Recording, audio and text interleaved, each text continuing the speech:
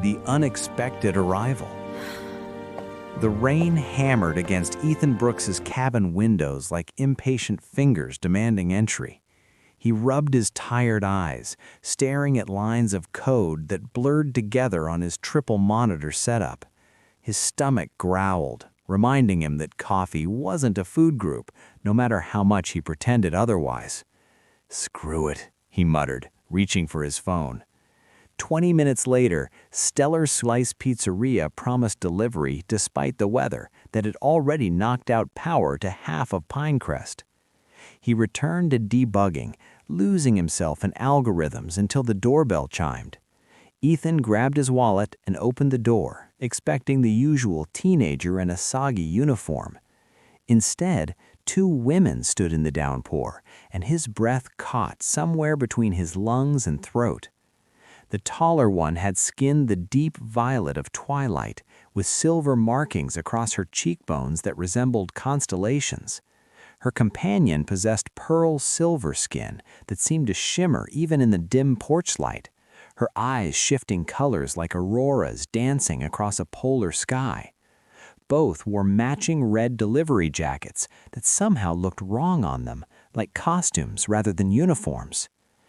"Pizza delivery for Brooks?" the violet-skinned woman asked, her voice carrying an accent he couldn't place, melodic with vowels that bent strangely. Ethan's mind raced. He'd spent countless nights studying the stars through his telescope, dreaming of moments exactly like this. His hand trembled slightly as he accepted the warm box. "Your van broke down?" he asked, noticing no vehicle in his driveway, only sheets of rain illuminated by lightning. The silver-skinned woman's eyes widened almost imperceptibly. Her companion's jaw tightened. "Something like that," the taller one admitted carefully. Thunder cracked overhead, so loud the cabin shook. The silver-skinned woman flinched, her skin brightening momentarily with an inner glow that had nothing to do with lightning. Ethan made a decision that would change 3 lives forever. "Come inside," he said, stepping back, "at least until the storm passes. I'm Ethan, and I promise I'm not a serial killer." The 2 women exchanged a long look filled with unspoken communication. "I'm Zara," said the violet-skinned woman finally. "This is Mira."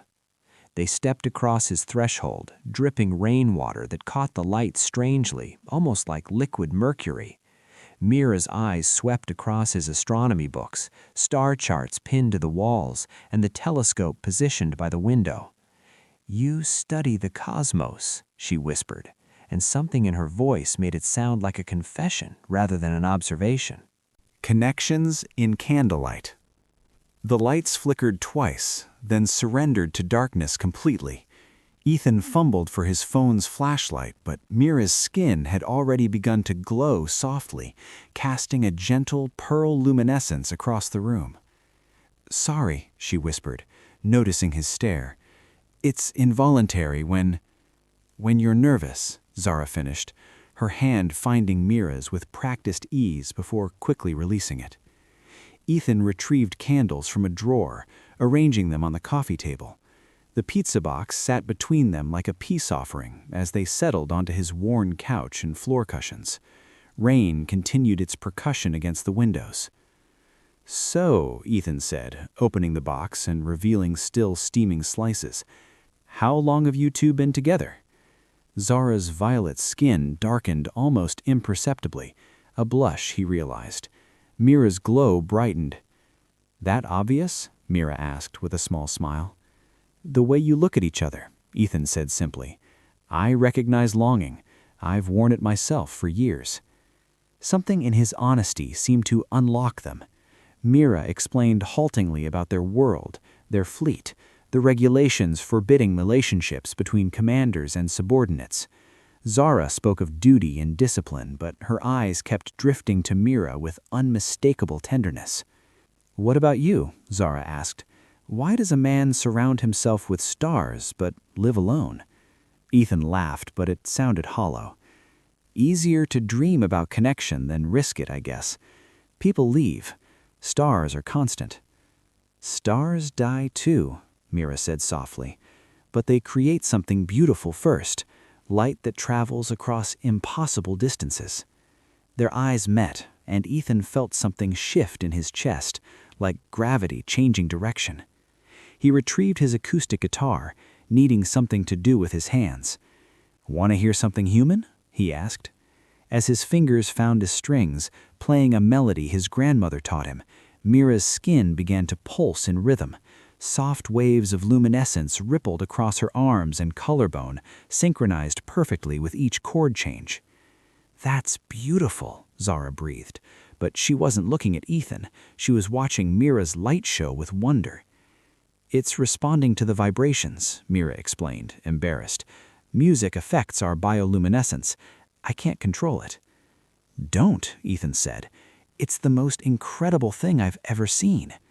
He played another song, slower and more intimate. Mira closed her eyes, swaying slightly. Zara's hand found her back, steadying her, and this time she didn't pull away. "On our world," Zara admitted quietly, "we're not allowed this. Any of this. Intimacy, vulnerability, choosing who we love." "Then maybe," Ethan suggested, his heart pounding, "you're on the right planet now." The space between them seemed to contract. Mira opened her eyes, now glowing brilliant silver blue. "Can I ask you something?" Mira whispered. "Anything. What does a kiss feel like? A real one, given freely, not stolen in corridors." Gravity between worlds.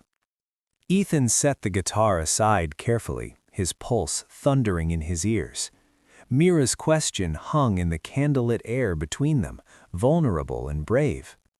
Zara's hand remained on Mira's back, but her constellation markings had begun to shimmer faintly, revealing her own racing emotions. "I could tell you," Ethan said softly, "or I could show you, but only if you want." Mira leaned forward, closing the distance by inches. "I want."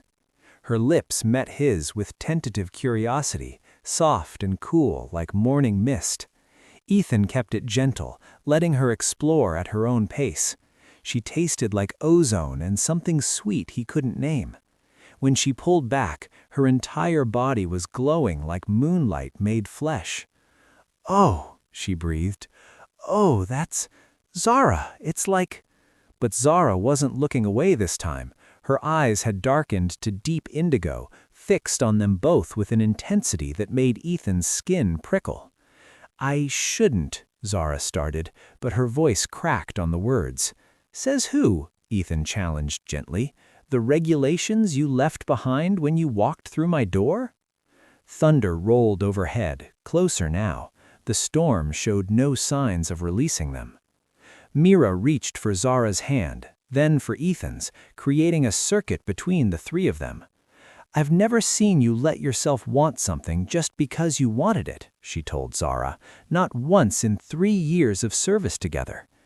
"If I start," Zara whispered, "I'm afraid I won't stop." "Good," Mira and Ethan said simultaneously. Something broke in Zara then, some careful wall she'd maintained. She stood abruptly, pulling them both up with surprising strength. The candles flickered as she moved between them, her breathing uneven. "I've imagined this, both of you. The guilt nearly destroyed me." "No guilt here, not tonight." He took her hand, and Mira took the other. Without music playing, Ethan simply swayed, showing them the simple intimacy of dancing with no audience, no purpose except closeness. Mira fit perfectly against his chest, while Zara pressed against Mira's back, creating a constellation of 3. They moved together in the darkness, learning each other's rhythms. Zara's breath was warm against Mira's neck. Ethan's heart hammered against Mira's glowing palm. "This feels like falling," Mira whispered. "Or flying," Zara corrected, her lips barely brushing Mira's shoulder. Ethan turned Mira in his arms, bringing her face to face with Zara. Then fly together. The kiss between Mira and Zara was nothing like the tentative sweetness before. This was years of longing compressed into seconds, desperate and claiming. Ethan stepped back to give them space, but Zara's hand shot out, catching his wrist. "Stay," she commanded, then softer, "Please stay." When Zara finally turned to him, her eyes were blazing. "I don't know the rules for this," she admitted. "Neither do I replied. "Maybe we make our own." Her kiss was nothing like Mira's gentle exploration. Zara kissed like she was memorizing gravity itself, deep and deliberate and utterly consuming. One hand cupped his face, while the other tangled in Mira's silver hair, keeping them both anchored to her. Dawn's dilemma. Morning arrived with cruel efficiency. Pale sunlight filtered through dissipating storm clouds, painting Ethan's cabin in shades of gold and regret. The three of them lay tangled together on the couch, covered by blankets, fully clothed but intimately entwined. Mira's head rested on Ethan's chest, while Zara held them both, her chin resting atop Mira's silver hair. A sharp electronic pulse shattered the peace. Zara's wrist device, previously silent, flashed urgent crimson patterns. "No," Mira whispered, her glow dimming immediately. "Not yet." Zara silenced the alert with trembling fingers, but they all knew what it meant. The ship had completed repairs. Duty was calling them home across impossible distances. "How long?" Ethan asked, his voice rough with sleep and emotion. "An hour before the cloaking window closes," Zara replied. She sat up slowly, dislodging their perfect arrangement. Her constellation markings had faded to barely visible silver lines. "We have to leave." "Do you?" Ethan challenged, sitting up and taking both their hands. "You said yourself, those regulations don't exist here. You could stay." "Our entire fleet would search for us," Zara said, but her voice lacked conviction. "We'd bring danger to you, to this town." "What if I came with you?" Ethan suggested desperately. "I've got no family here, no obligations, just code and stars." Mira's eyes brightened with hope before reality crashed down. "Humans can't survive the acceleration our ships require. The gravitational forces would—" She couldn't finish. "Kill me," Ethan finished flatly. "Of course." They sat in heavy silence, three people who'd found something extraordinary at exactly the wrong moment. Zara stood abruptly, pacing to the window.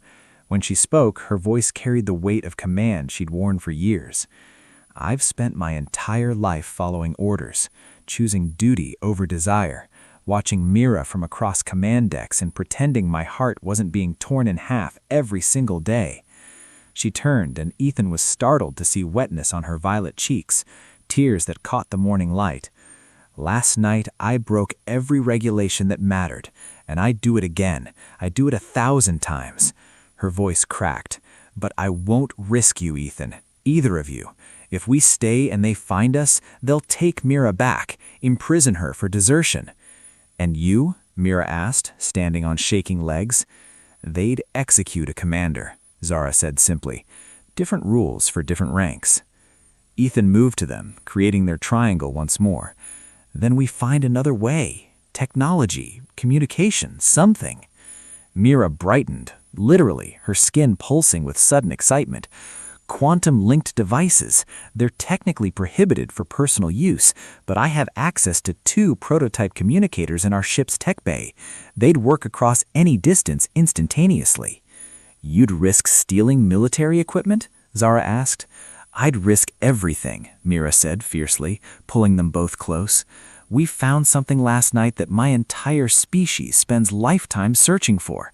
I won't let regulations written by people who've never felt this tell me it's wrong." Zara looked at Ethan, her warrior's mask crumbling. "You'd want that? Secret transmissions, stolen moments, never knowing when or if we'd return?" Ethan thought of his empty cabin, his lonely telescopes, years of dreaming about connection while refusing to risk it. He thought of Mira's luminescent joy and Zara's fierce tenderness. He thought of how right it felt to hold them both. "I'd wait forever," he said simply. Zara kissed him then, hard and desperate and promising everything words couldn't. When she pulled back, she claimed the same kiss from Mira, pouring years of hidden love into it. "Then we make this work, somehow, against every odd." They spent the remaining minutes exchanging contact information, memorizing details, making promises that defied physics and probability. When Mira slipped 2 small crystalline devices from her jacket, already stolen, Ethan realized, and pressed one into his palm, it felt like receiving a piece of their hearts made solid. "Same frequency," she whispered instructions. "Tonight. We'll call tonight." The goodbye kiss involved all 3 of them, tangled together one final time, desperate and tender and absolutely insufficient. At his doorway, Zara turned back. "Thank you," she said, "for showing us what it means to choose freely." Then they were gone, disappearing into morning mist that seemed too convenient to be natural. Ethan stood holding the quantum communicator, watching the sky, already counting hours until nightfall. A promise written in stars. 3 weeks became 3 months. Every night, as Pinecrest slept, Ethan's cabin glowed softly with transmitted light. The quantum communicator projected holographic images, Mira and Zara whispering from their shared quarters, stealing time between duties. They taught him their language's beautiful complexity. He read them human poetry. They learned each other's scars and dreams in careful increments. But it wasn't enough. It would never be enough. "I miss touching you," Mira admitted one Tuesday night, her hologram flickering with emotion. "Both of you. I miss being held." 18 days until our fleet rotates to the outer quadrant, Zara said, her tactical mind always calculating. "We might be able to—" She stopped abruptly, her image freezing. "Zara?" Ethan prompted, concerned. When her hologram resumed, her constellation markings blazed brilliant silver. "What if we didn't go back?" "What?" Mira breathed. "We've been checking regulations," Zara continued rapidly, words tumbling out like they'd been held back for weeks. "If we formally resign our commissions before desertion charges are filed, accept discharge codes, we can leave, legally. They'd strip our rank in citizenship, but we'd be free." "Free to—" Mira couldn't finish. "Choose Earth," Zara said, looking directly at Ethan through the hologram. "Choose you. Choose us." Ethan's heart stopped. "You'd give up everything? Your world, your careers, your people?" "What am I giving up?" Zara challenged. "The privilege of watching Mira from across command decks while pretending I don't love her? The honor of dying alone, having never risked anything that mattered?" "We've already submitted preliminary paperwork," Mira added, her glow intensifying. "If you want us. If this wasn't just—" "I love you," Ethan interrupted, the words erupting after months of careful restraint. "Both of you. I've been half alive without you. My cabin feels like a tomb. The stars look dimmer. Everything's wrong without you here." Mira was crying now, luminescent tears tracking down silver cheeks. 3 months until discharge processes, Zara said, her voice thick with emotion. "We're coming home, Ethan. We're coming home to you." The 91 days that followed were exquisite torture. Nightly communications became lifelines. Ethan prepared his cabin, extra space in closets, favorite foods researched and stored, constellation charts of their home system mounted beside his telescope. On the 92nd dawn, Ethan stood in his backyard watching the sky. The ship materialized silently, smaller than he'd imagined, a personal craft, not military. His heart thundered as the door opened. Mira emerged first, wearing simple civilian clothes in soft gray. Her skin blazed like a lighthouse calling him home. Zara followed, her violet features softer without uniform constraints, carrying 2 small bags containing everything they'd chosen to keep. Ethan ran. They met in the middle of his overgrown grass, colliding together in a 3-way embrace that felt like worlds colliding in the best possible way. "You came back," he sobbed against Mira's shoulder, while Zara held them both fiercely. "We came home," Zara corrected. "You're our home now." They stood there as morning broke fully, three beings from different worlds creating something entirely new, a constellation of their own making, bound not by duty or gravity, but by the deliberate choice to love impossibly and completely. That night, they fell asleep tangled together in Ethan's bed, exactly where they belonged. Outside, stars wheeled overhead in ancient patterns, but inside, three hearts beat in perfect, chosen rhythm. Lessons written in starlight. Love recognizes no boundaries, not of distance, species, or convention, when hearts choose freely and fearlessly. True intimacy requires the courage to be vulnerable, to let others see us completely, even when regulations and fear demand we hide. Home is not a planet or place, but the arms that hold us.